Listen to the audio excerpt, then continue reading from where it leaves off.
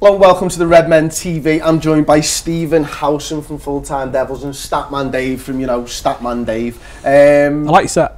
It's terrible. I don't like it. I mean, thankfully it seems like it's all fallen off the walls, which is a bit like your club since Ferguson's gone. But anyway, we'll get into it. Thanks for joining me. Big match of the weekend, Stephen. Are you fearful of this Liverpool side in any way? Yeah, I am. Yeah, you'd be crazy to say you're not. Especially the way you use attack. I think there's frailties in the team that I'm hoping we can exploit if we play to our strengths, which we've not really done at all season. But you've got to be fearful. The fluidity of that front three and the calamity of our back four doesn't sit right with me. It's not going to be something where in previous games against you we would go in and be like, they've got no threat and we can get at them. That's not the case at the moment, I don't think. Yeah, and what about you, Dave? I mean, for me, I don't know whether you agree with this, and you'll know better than me, but I always thought Bailly was the best defender that you've got, and Manchester United are quite often pitted as a defensive football club, but they haven't got very good defenders.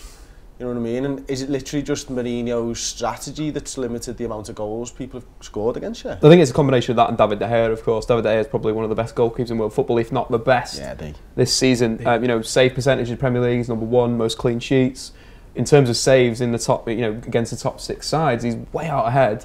But I think it's a combination of him and then occasionally you'll see someone like a Chris Smalling have like a really good game. And Phil Jones. And Phil Jones. I think you've had a decent month, Chris Smalling and Phil Jones before his injury looked good. But it is Eric Bailly's the best player. He's the best defender by a mile. And if Eric Bailly is being rested for this game, that's a really good thing for Manchester United because Lindelof and Bailly could be a really good pairing. If he's being rested for this game? He's resting in preparation for this game, right, okay, yeah. Because he's come back from injury maybe 2 weeks ago, and he's been in training, he's been with the first team. We thought it'd be Chelsea that he'd be thrown into. Thought it would be Sevilla, actually. Thought it'd be Sevilla, yeah. Maybe it's going to be Sevilla in the Champions League if he rests again, but I expect it against Liverpool. Okay, before we talk a bit more about the match then, the rivalry.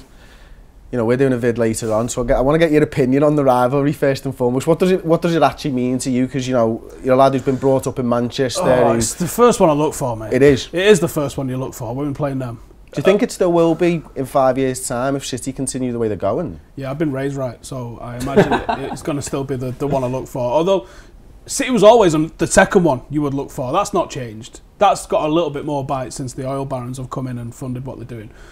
But it's United Liverpool.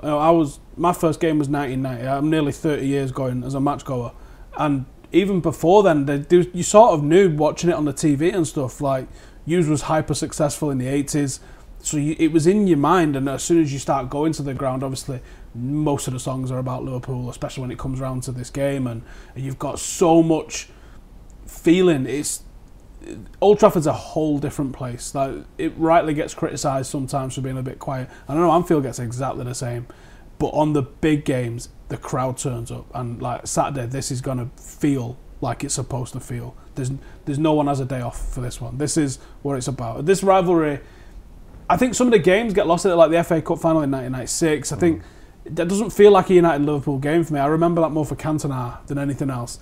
Yeah, this rivalry is English football's premier rivalry. It's the two most successful clubs. It's two honest working class towns, kind of honest, in the northwest. This is, forget London. London's got about 97 clubs that no one gives a shit about. English football is United and Liverpool, and that is it. Yeah, and Dave, then I suppose to you, we've talked. Steve just talked about the similarities between the two cities there, and the similarities between the clubs. Do you think the game's been doing it justice over the last 2-3 years?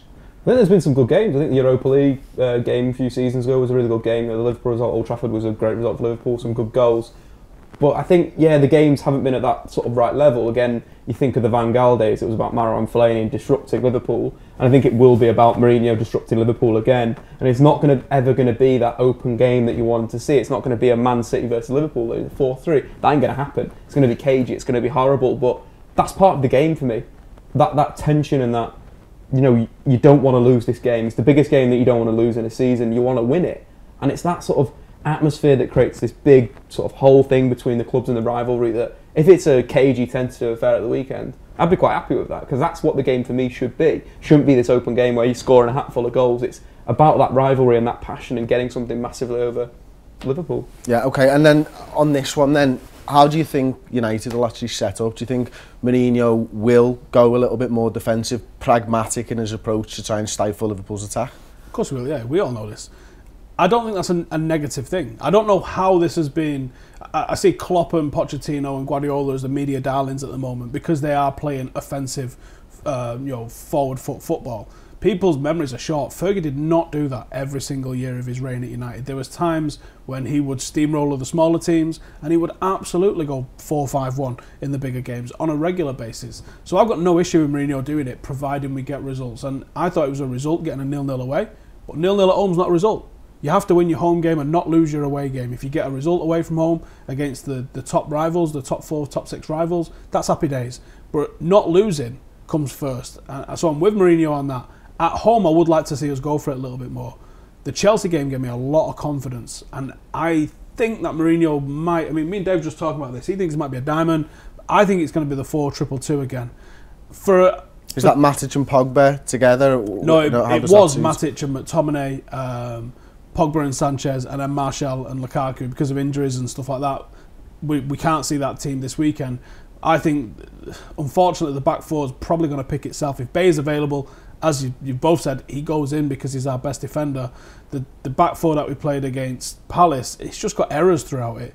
Valencia's got errors in him, Young has got errors in him, Smalling's got errors in him, Lindelof's got errors in him, even though I think he's going to end up a very competent footballer one day, there's still errors in him. And I think in a game like this, I don't really want to see people with errors in. I want to see Eric Bay in there. And because I want to see some leadership in there, I would swap in Carrick for McTominay as a pair of number 6s. And I would use those number 6s to sort of track the inside runs of Mane. Do you want to get pressed to death when you're playing two players like Matic and Carrick at base of midfield? They'll get destroyed. No, that's what I'm... listen, let me finish and then you can go. Shut up. Right? So I want to see Matic and Carrick and I want to see them sort of tracking, not man-marking, tracking the likes of Salah and Mane as they come inside, because the whole back four is going to be set up to do that. Two centre-halves can deal with Firmino. I think that's not an issue. And then I don't see Liverpool holding possession in their midfield with the likes of Henderson and Wijnaldum. I see it coming through Can quite a lot, but I don't see the other players in your midfield holding possession. I think you like to go round and you look for a direct ball into the channels, and that's where you're really effective. So I would go with the 2-2 up the front, and especially with two forwards, probably Rashford and Lukaku. And Rashford as a defensive forward, just putting pressure on your fullback, either on your fullbacks or on your centre halves, because I think you like to hold possession amongst your centre halves. And a lot of teams, because you know you have that high press, they sort of leave your centre halves to it. So I would go the opposite, and I would put pressure on your centre halves with Rashford and hope to try and turn the ball over there. And because you've got a very high line as well, or you like to play with a high line that supports the midfield, I think United, if we had two outlets, we can find them with Sanchez and with Pogba, and we can get a ball into a channel or in behind that defence, and that's what I would look to do. But I absolutely have to think about what mostly Mane and Salah. I'm not as worried about Firmino as maybe I should be, but I think you can deal with him. It's the movement and the fluidity of those other two that I think are an issue, and that's why I would use my fullback and one of my number 6s to sort of double team them. Listen, I can't disagree with anything that you've kind of said about how you'd set the team up, especially pressing the centre backs and stuff. But the one it's not a worry, because I wouldn't be asked if he's played the 4-2-2-2, because ultimately we do like to get it wide to our full backs. And I think, having watched the Crystal Palace game the other day, you tried to play it really centrally, and it wasn't until Rashford came on and Mourinho was on the touchline telling him where to stand. Every time he moved in 5 yards, he's screaming at him, get back over, keep the width. That's the thing that I don't want to see Manchester United do, because if we've got Trent Alexander-Arnold picking the ball up, our two full-backs essentially average about 100 touches a game, and playing centrally against this Liverpool side probably plays into our sort of hands a little bit. So how would the diamond be different to that? I think what the approach against Palace was completely wrong. Like you mentioned, like you play against a 4-4-2, you're going to get burnt. Similar with Liverpool, two wide players, two fullbacks that get high, you're going to get burnt if you leave them so isolated. You need to drop into a flat four if you're going to play that way. But playing a diamond, I think what United should take is what Spurs did at Anfield. Yeah, the penalties and all that rubbish, but how they approached that game was actually really good. Rewatching that, the first half, they struggled because they tried to play through the press. United don't need to play through the press. They need to go to the channels first half. Then the second half, that's when they come out and they try and play to the number 10. And again, it's something that we spoke about before, how in that first half, Liverpool, 10 tackles in the Spurs half. Second half, it was down to 5. And that effective of United need to do is ride that storm in a way. And playing a diamond can give them that. I think the other thing Spurs did quite well was how they used their shuttlers on the outside of the diamond to both pressurise the fullbacks for Liverpool, but also in an attacking sense to overload your fullbacks. You know, I love Mo Salah and I think Sadio Mane is a wonderful player, but God, they don't defend when you drop into your like medium or low block. They just stand off. They press really well, but when you break through the field and you get past halfway, they're passengers. And that's where United need to target them with these shuttlers moving to these wide areas and then getting the ball into the box. I think it's going to be so important. But as well, on top of that diamond, you have that defensive player that's going to hold and sit. I agree with Howson, there is an issue with those players coming inside. But if it's slightly lopsided, McTominay on the right and then Matic, and they're coming in a little bit like the Chelsea approach. There was a bit of a mix between the two. I'd go with Carrick as well, because I think we need a bit of composure. And I want to see someone hitting those balls into the channel for us to attack with. I just can't see the reason why you play Carrick over McTominay because of what you're going to get from McTominay in terms of his work rate and his tackling. I just think if you play Michael Carrick in this game, you're asking to lose the ball in an attacking third for Liverpool. I just think that he's not got I don't think he's got the speed of mind and his body at the moment to play that role. Carrick's not got the speed of mind. I don't think he's got it anymore. He absolutely has. I think he's coming to the end of his career. I think he's retiring at the end of this season. This is not the game for Michael Carrick. I think it is. I think this is mad because, you know, it seems to me like Mourinho struggled a little bit with getting a first 11 and getting a tune out of this first 11, and maybe that is partly to do with the Sanchez signing. Maybe it's because of Rashford's injury. I'm not 100% sure. Again, you'll know better than me, but Liverpool fans right now are probably all, we know what our best 11 is, you know what I mean, and we know what our strengths are, and it's funny actually that you guys can't even agree on what your best 11 is and what your best setup is, and I kind of feel a little bit like Mourinho's a little bit like that at the moment. He'll come with a game plan. Of course he will. He's one of the best managers in world football, regardless of whether you like him or you don't. He knows how to get results against Liverpool. He's shown that. His record against Liverpool since coming into the Premier League is ridiculous. But he has struggled a little bit against Jurgen Klopp, and you know, for me, obviously I hope that Liverpool can go out there and do this, but I really hope that it's the change in the guard as well. I think, you know, for Manchester United fans, I'd be disappointed with the football that you're playing. I really would. I think, you know, you've been brought up, certainly you two have been brought up on a much better, attractive style of football. What's attractive though? What's attractive though? Because when I used to watch teams 4-0. When I used to watch Manchester United, I used to think about how you knew when a goal was coming because there would be wave upon wave upon wave and the other team would just buckle, and it doesn't seem to be like that now. You know, you're not scoring as many goals as even Liverpool. You know, your defence is obviously a little bit better, but I think that's Louis van Gaal's fault. I still do think it's Louis van Gaal's fault that think that's an element of that. The philosophy and what he taught those players for the time that he was there has really ruined some of them. I think Wayne Rooney's career pretty much died because of Van Gaal. I think players like Ander Herrera came to United as a forward that played forward, that was expansive, that was aggressive, and now you see Ander Herrera and he plays backwards. Marshall, he likes to receive it far too flat, I think, and I think that's a Van Gaal thing. Sometimes you have to. People talk about Sanchez as losing the ball constantly. This is a stat that I've just seen now appear in the last month since Sanchez joined United about how often he loses the ball. But you've got to look at what he's trying to do and where he loses it. Now, if a centre half lost the ball as much as Sanchez loses the ball, yeah, I'm going to pull my hair out. Or a centre midfielder. Yeah, or a centre midfielder. But it's a time and place, and you have to take risks to take chances and create chances. And that's what I see Sanchez doing. I see everything that he goes for, that he loses the ball, you go, because it was, you know, an inch the other way and something's happening on there. I got no issue with him losing that. And I have no idea what point I was trying to make. But what I was trying to say is, we're going to win this. Yeah, it's the attractive football thing. This notion that United don't play attractive football because we go tighter to try and get results in the bigger games. It's nonsense. People would have you believe that Fergie won every single game 5-3 with players that he birthed in his own womb. It's not the case. You know, Fergie bought players. He actually stopped playing youth players towards the end of his reign. And I've seen so many times that we 4-5-1'd it.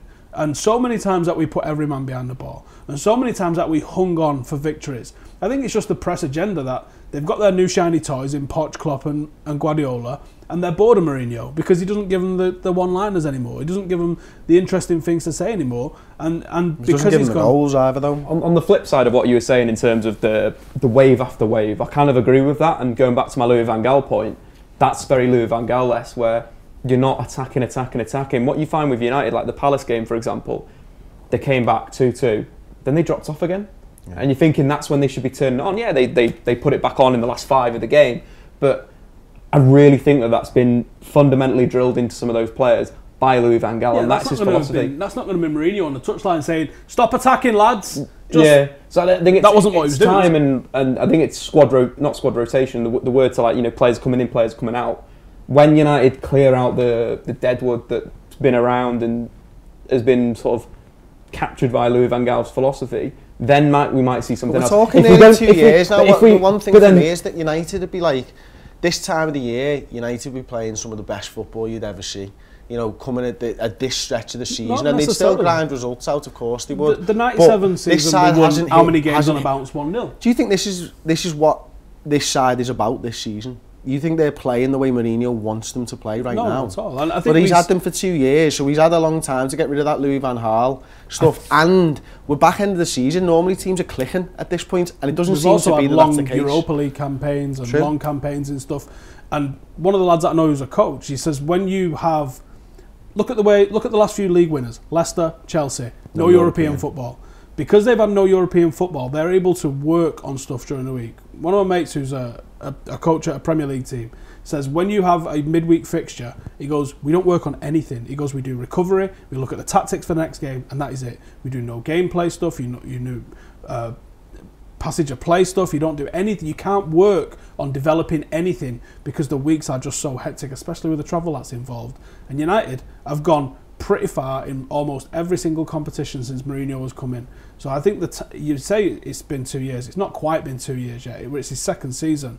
But there's some things that are going to take a long time to fix. He's also not had Zlatan available for as long as he wants. That was one of his big signings. He's also not had Mkhitaryan perform as he would expect, as the guy that you think that we got from Dortmund. There's personality issues and reasons for why he didn't click with the squad. That had to get replaced. Sanchez has come in. Maybe he's a slightly different player than the one that we've let go, so there's fitment issues around that. He's having to rethink how this 11's going to play. As you mentioned, Bailly is by far and away our best centre half. He's been available for like 40% of his United career in the 2 years that he's been here. Paul Pogba was phenomenal last season. The press agenda against what Pogba was doing last season was ridiculous because he wasn't scoring every single week. But what he was producing was fantastic. And when he's in the team, United look a different beast. And I think that the parts are there. I agree with something you said on the last show that we did where you said that he's not signed the ideal players. And I agree on that. I think there's issues that he could have, resolved, which he didn't resolve. But I also don't think he's been given the full backing of the board, which I know on the face of it looks a bit mad when you go, hang on, you paid how much for Lukaku and how much for Pogba. But I honestly think that the board likes those signings because of the headlines that they generate. And the players that you probably need. Do you think Mourinho, Dave? Do you think Mourinho would be okay with that? It doesn't seem to be. From everything I know about Mourinho over the years, I don't think he'd be like, well, hang on a minute, you're not getting me the players that I want. But I think maybe that's the maturing Mourinho that before he would have thrown his toys out of the pram. All right, I'm going into Milan, going Real Madrid. But now because maybe he wants to build something a bit more, that he's got to be like, I've actually got to work with these guys. You know what they say kind of goes. They are the directors. We can't. At the end of the day, they could sack you. You should have the money, surely. You should have the money. We're still financing the debt from the Glazers, aren't we? 1.2 billion spent. Once we've spent that on players, people can start getting their knickers in a twist if they want. But what we've spent on debt for no reason absolutely dwarfs what our transfer spend has been. So I honestly think that we're in a worse situation financially than the board likes to tell you. Well, okay. Well, listen, I'll tell you what, that's been a really interesting discussion. Thanks for that. Before we go, those score predictions for the game of the weekend. Cagey 1-0. Cagey 1-0. 2-2. 2-2. Is that what you said on the last one? Changing up every time. Okay, I'm sticking with me 3-1 to Liverpool. Steve, thanks very much, mate. Really appreciate it. Dave, nice one. Don't forget to check out Dave at Statman Dave on Twitter as well. Statman Dave. You got Stephen Howson from Full Time Devils, and don't forget to check out his YouTube channel as well. Did an incredible documentary on Munich with his granddad and stuff. And so, if you listen as a football fan, you need to watch it. So go over there, give that a watch, give it a like, give it a comment. It's absolutely incredible. And of course, if you're here watching Redmen TV, thanks very much for watching. Hit the like button on the video, subscribe, and let that little notification bell. Click that as well because you'll get notified when we go live after we've beaten Manchester United at Old Trafford on Saturday.